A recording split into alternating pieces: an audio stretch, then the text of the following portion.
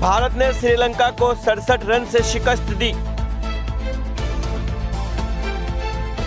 शहला रशीद पर गद्दारी का मुकदमा चलाने की मंजूरी। सदर उर्दुगान के लिए पापा रूम का पैगाम, वो अमन के लिए मिसालती कोशिशें जारी रखे। अहमदाबाद में बच्चों की स्मगलिंग के इल्जाम में जोड़ा गिरफ्तार। साबिक ईरानी सदर की साहबजादी को 5 साल कैद की सजा। श्रद्धा कत्ल के मुलजिम ने जेल में कानून की किताबों का मुतालबा किया। दिल्ली की मस्जिद में कायम होने वाली पहली लाइब्रेरी।